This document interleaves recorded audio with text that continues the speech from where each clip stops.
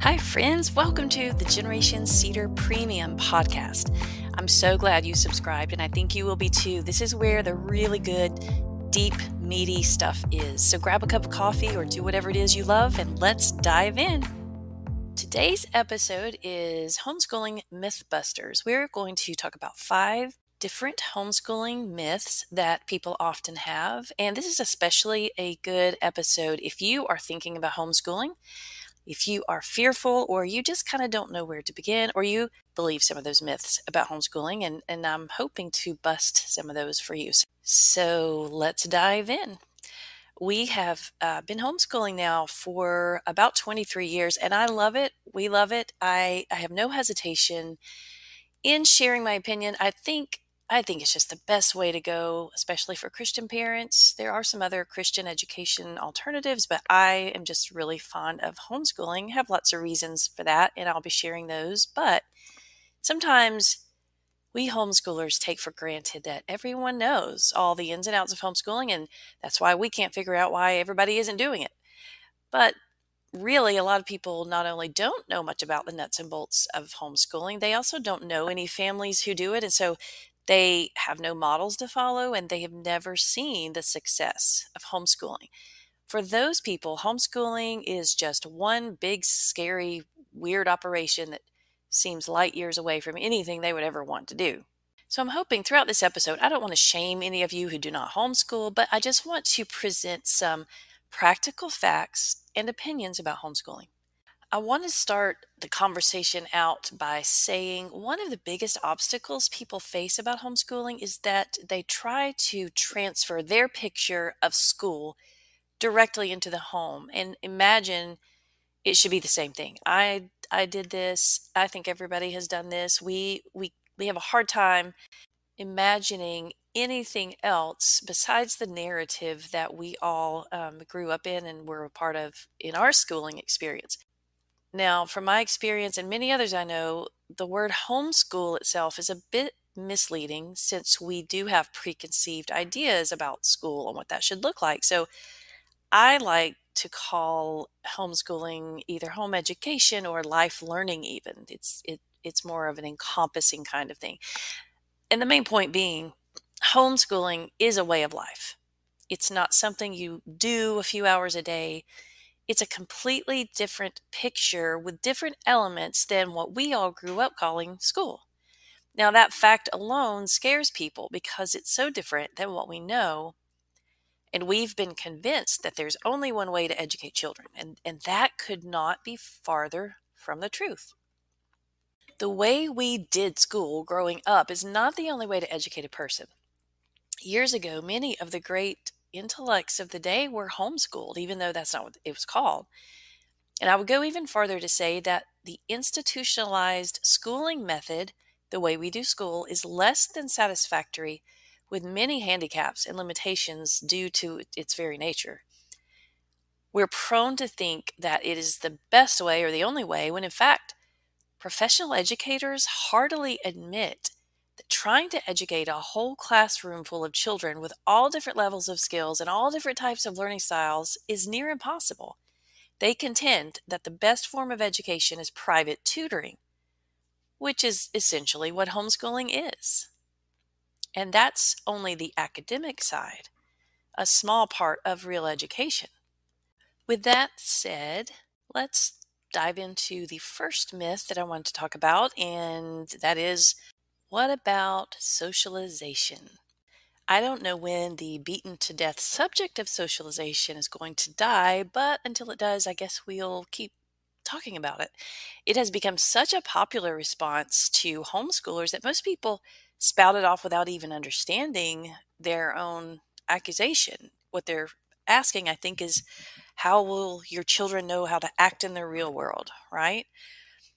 I think the main reason people assume homeschooled children can't be socialized is that the person asking the question pictures a child or children who never leave the house or have any contact with other humans, which is so absurd. And I have to clarify that they do. If socializing my children is my main concern, and it's not, by the way, Then the last place I would send them is into a building where they'll spend the majority of their day with kids all the same age and very little interaction with wiser adults. The socialization they get in that setting is nowhere close to real life. And for many children, it can be extremely damaging and permanently impairing to their emotional well beings, not to mention the bullying and all the other things that would impair a child's ability to socialize. I'm amazed at how many teenagers I encounter who, when I speak to them, just, hi, how are you? Just look at me as if I'm speaking a foreign language. They're just not accustomed to it, speaking to other adults.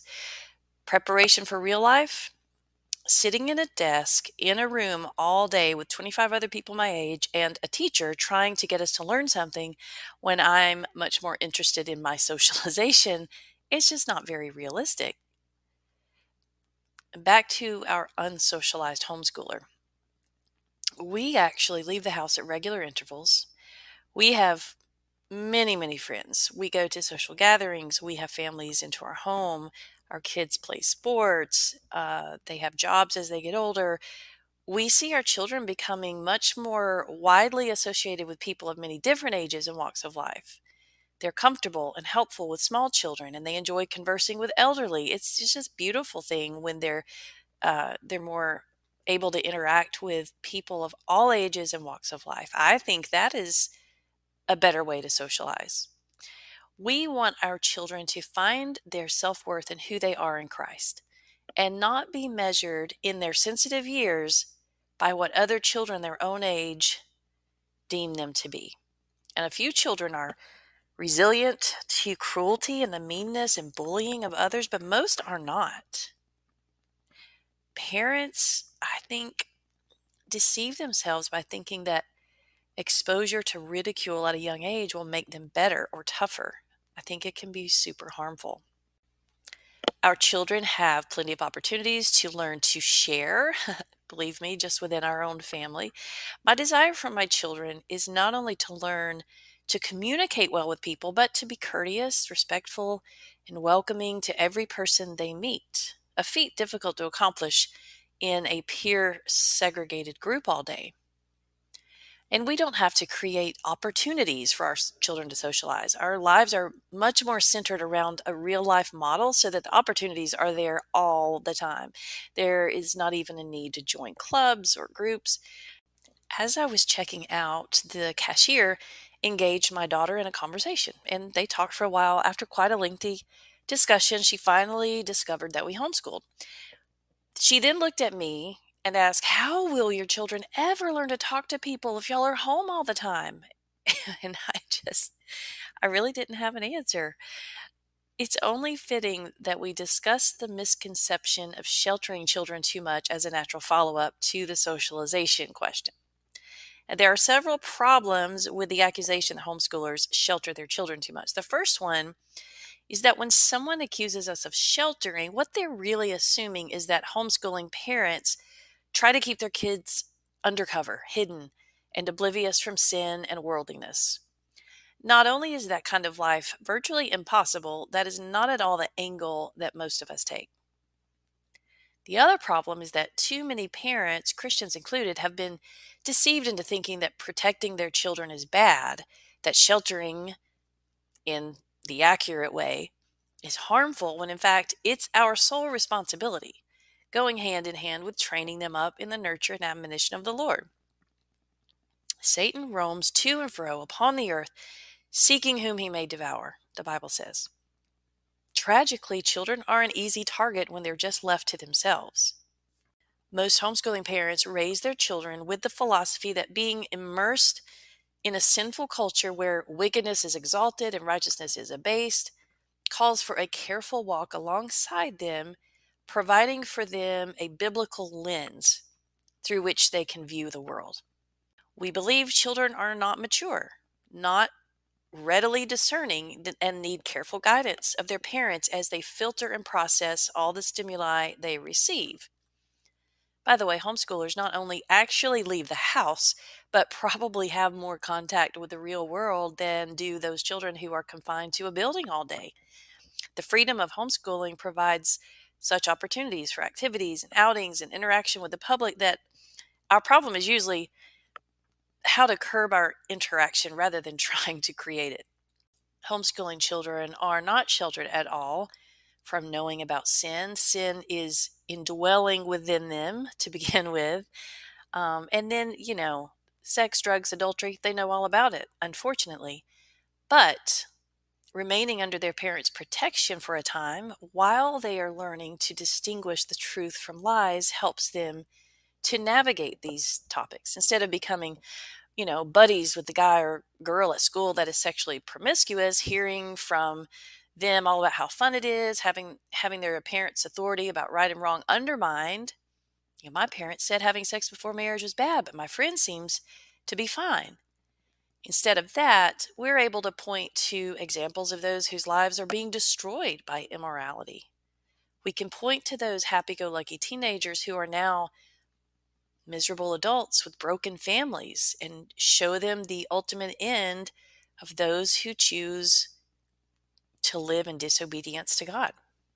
So it's just a matter of walking alongside, not sheltering from sin, not pretending it doesn't exist, but giving them the right lens through which to see it.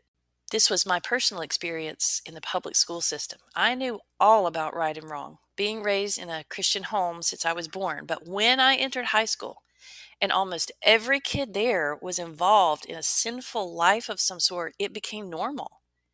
And then suddenly my parents became weird. When the Bible admonishes us to walk not in the counsel of the ungodly, nor stand in the way of sinners, nor sit in the seat of the scornful, how much more should we be making sure our children are not doing that? When the Bible urges us to guard your heart with all diligence, what does that mean? Can we guard our children's hearts when they are away from us most of the day under influences we don't even know about? If a boy were to want to become a fireman, he would not be taken to a burning house and told, go in and figure it out. That's the best way to learn about fires. No, he would train alongside experienced firemen. He would read, learn, and study the nature of fires. After a while, then he would be given protective gear and taught how to use it. And after that, he would be allowed to practice in a controlled situation with the experienced firemen on a smaller scale. Slowly, gradually, carefully, he would be trained and little by little allowed more opportunity to combat a real fire. One day he would be fully ready to wage his own battle against that billowing enemy, but he would only survive if he had been properly and carefully trained along the way. So it is with the spiritual battle. We must walk alongside our children until they're ready to wage war alone. Our third homeschooling myth buster is academics. If the homeschooling movement can push through the socialization and sheltering issues, we then have to contend with the academic questions that arise from the doubtful. Just like the other issues, this one too has been proven by research, statistics, and a plethora of academic successes. And I'm puzzled that there is still so much doubt about the academic progress made by homeschoolers. I assume, once again, that it's simply the lack of exposure people have to the homeschooling community. Education is a confusing topic because it has so many faces. One of the things about homeschooling that frightens people is that homeschooling parents were the first and only to step back and say, maybe all education isn't the same. Maybe there are different goals, methods, and applications of what we call education. Prior to homeschooling, the state told us what made a person smart, capable, and prepared for the world. But home education opens up a whole new world of opportunity for the student, one that can, in many ways, far surpass that of a limited classroom setting. But because that angle alone is so vast and complicated, the question of what is education, I'll try to stick with the perceived ideas of a proper education. So it's really much larger, but I'm going to stick with what people generally think. A few homeschooling facts. Extensive studies among thousands of homeschooling families reveal that the homeschool graduate scores consistently higher on standardized tests than that of his public school counterpart. That doesn't mean there aren't homeschoolers who bombed those tests, just like there are public schoolers who did the same. We're talking about statistically just the most average and general. So I know everybody has the one kid they know about. Secondly, colleges around the nation readily admit that they prefer homeschooled students for the academic savvy, for the diligent study habits, and for the socially mature behavior. Number three, a prominent leader in the National Education Association concluded that the preferred and superior method of educating students was a tutoring style one on one method, which is very descriptive of really what homeschooling is. Those are the facts, and then there are some less factual but quite obvious reasons homeschooling provides a far better education than a classroom setting. Even up against the best intentioned school teacher, a parent is or should be much more concerned about his child's education. God gave us our children to love and train and nurture, and yes, to educate. And that is credential enough to lead your child's education. It far surpasses a teaching degree. As to the doubts of the ability of, quote, an uneducated mom teaching her children, that can be put to rest too. Here is where our idea of the way education is supposed to be greatly hinders our ability to see what it really is. A teacher led classroom with spoon fed information is by far not really the best method of teaching.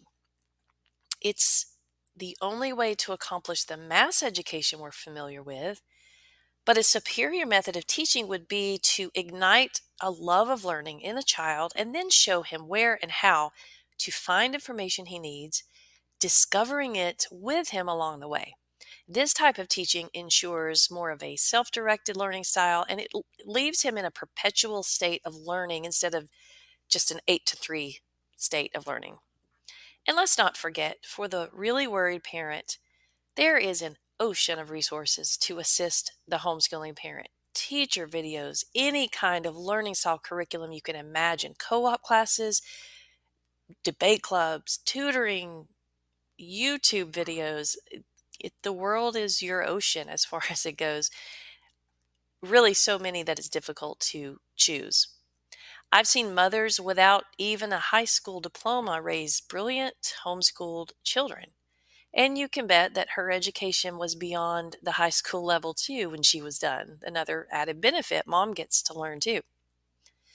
As I've mentioned before, there are obvious handicaps to children who are forced to either keep up or wait for their peers in a classroom setting. Every child is absolutely different in speed, learning style, and ability. To lump them all together and expect them to thrive is really quite absurd if you think about it. I heard the comment that the school's attempt at education is geared for the average student. The problem is there are no average students. If one does doubt the ability of homeschooling to accomplish as much and more than the public school system, one has only to look at the current high school graduates. Most are not doing very well. So I urge people who have opinions that homeschooling doesn't work, do the research. And if after you have seen a fair cross section of homeschooling families, you've looked at the statistics, done the research, and still conclude that homeschooling doesn't work, we could talk. But it's hard to argue with the evidence. It's hard to ignore that. Now, the fifth and final myth of homeschooling is that there is only one way to learn, and we touched on that. I want to flesh that out a little more. It's ironic that the very system we believe is the superior form of education has actually done so much to hinder and limit our own education. Our very confinement of thinking has been a severe handicap to our education. Let me explain.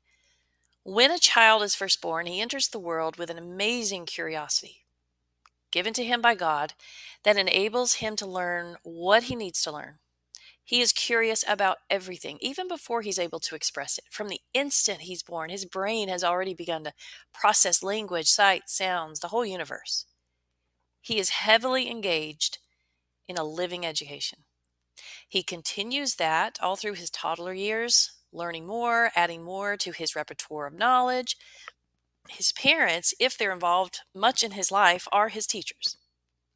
educated or not, they talk to him, explain things to him, answer questions for him, take him places, expose him to different experiences. They teach him every minute of the day. His environment is his teacher. His experiences are his teachers. Everything around him is his teacher. Then, about the age of 5, they tell him, "You're going to go to school so you can learn." The confusing message begins right there. This child has already learned more in his 5 years than he will learn for the rest of his life. Then he's removed from a living, breathing environment where he can touch and see and hear and taste everything at his own pace and interest. And he's plopped down in a confining room with a bunch of other kids his age.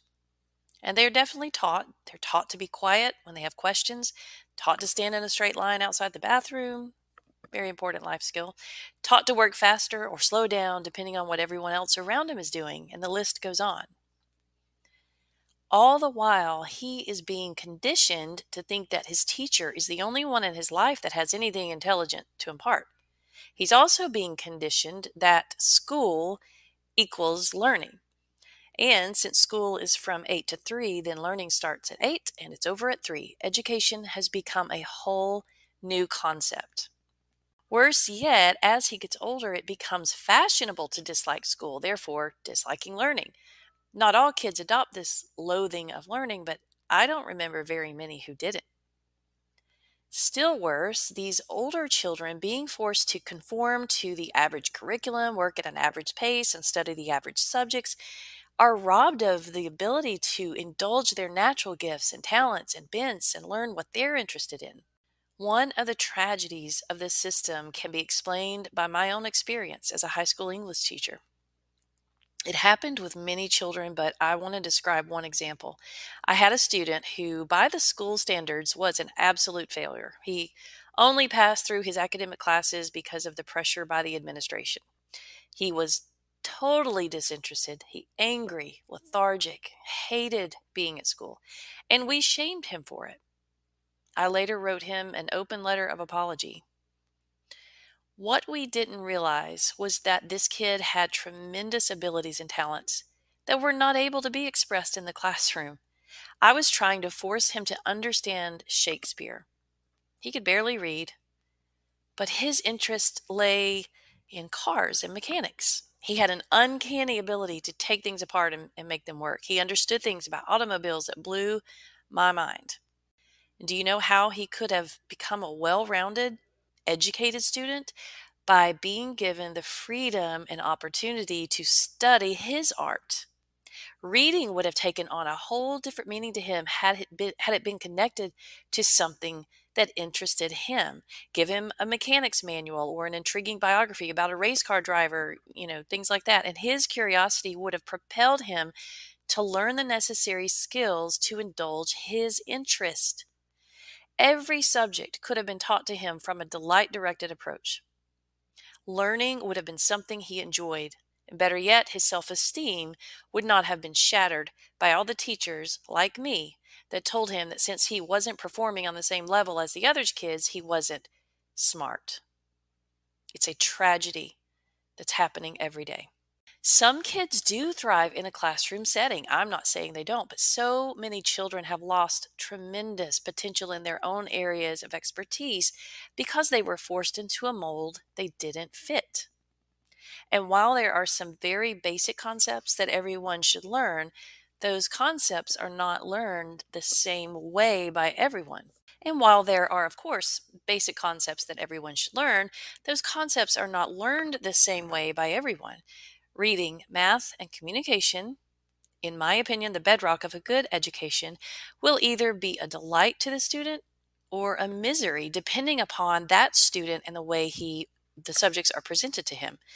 Inspire him to learn. That is the pivotal point of all his learning experiences to follow. How is a person educated? By following their God-given curiosity and love of discovering things. It's when that natural love is squelched that we lose the real potential for education. Does it take a certified teacher to teach? Absolutely not. It takes nothing more than the ability to acquire information, period. Can I take my child to the library? Can we read together? Then I can teach, and I can teach well. Can we discuss things? Can we find the answer to questions that come up? Can we visit other people with expertise in different areas of subject? Can we ask someone who knows what I don't know? Can we take a trip? Can we go to a museum? Can we learn how to think about the experiences around us? Can we learn how to communicate well? Can we study God's Word, which is the beginning of all knowledge? If the fear of the Lord is the beginning of knowledge, by the way, how can we presume that a child can really learn anything in the public school system, which is absolutely devoid of God? Education is a vast and varied endeavor. Don't limit its pursuit by assuming there's only one way to learn. I hope this episode was encouraging to you, and if you are considering homeschooling, that it gave you more confidence and courage to move forward. I think you will find it one of the most rewarding journeys you've ever gone on. And by the way, if you'll go to my blog at generationscedar.com, I've written a small, easy to read book called Think Outside the Classroom. It outlines the practical approach to relaxed homeschooling. It's a great place to start if you're thinking about considering homeschooling. So hop over there and check that out. And that's it. Until next time. I hope you enjoyed today's podcast. If you haven't been yet, I want to invite you to hop over to my blog at generationscedar.com, where you'll find so many resources related to all things motherhood, homeschooling, raising kids for God's glory, just so many encouraging things over there. Or you can catch me on Facebook or Instagram. Until next time.